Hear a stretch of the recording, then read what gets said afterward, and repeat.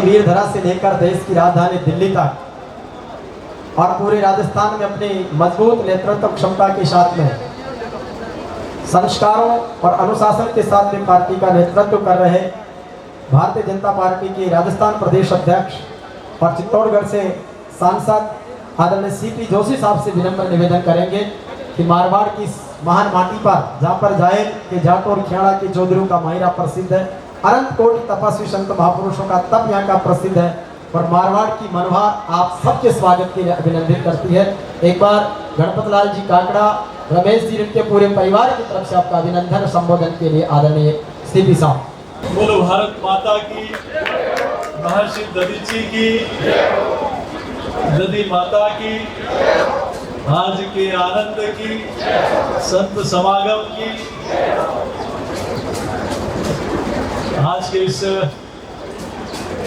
संत समागम और नूतन गृह प्रवेश के इस आयोजन में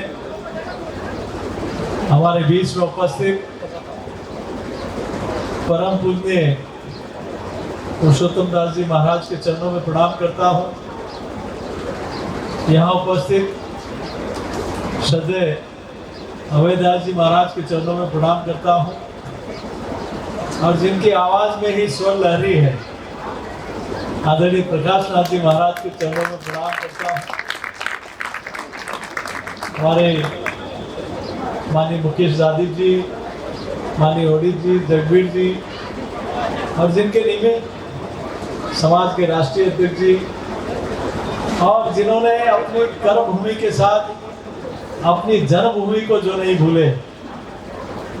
रायपुर में, जोधपुर में कहीं बंगले बना लिए होंगे, लेकिन जहाँ मेरा जन्म हुआ है, जहाँ मेरी जन्मभूमि है, जहाँ मेरे पुरखे रहे हैं, वहाँ भी मैं मकान बनाऊंगा और उस भूमि से मेरा लगातार रिश्ता जुड़ा रहेगा।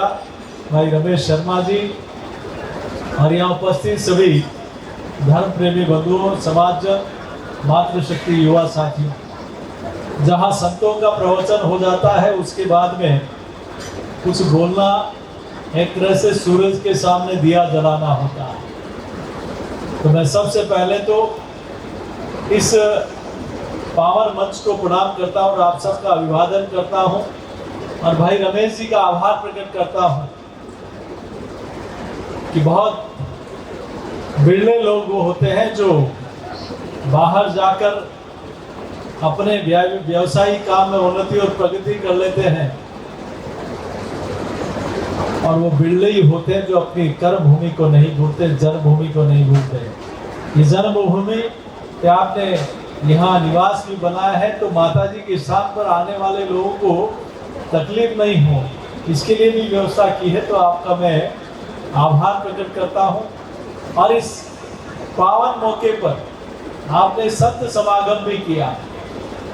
21 तारीख को गुरु पूर्णिमा आ रही है, जिसके जीवन में गुरु का आशीर्वाद नहीं, वो जीवन निरस हो जाता है और आपने संतों को बुलाकर गुरु का आशीर्वाद, गुरु के चरण कमल इस नवीन नूतन ग्रह में पड़े, ये भी आपने एक अच्छा संदेश देने का काम किया।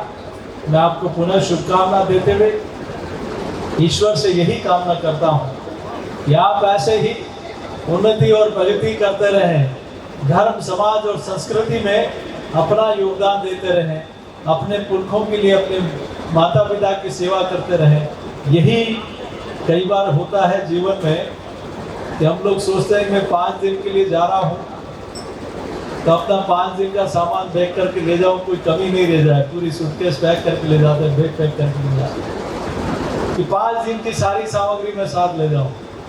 लेकिन ये जो आप कर रहे हैं ना, ये 100 बरस के बाद की सामग्री पैक कर रहे हो।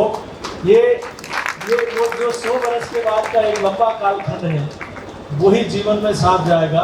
तो आपने पुनः आपके इस नूतन गृह प्रवेश की बहुत बहुत शुभकामनाएं।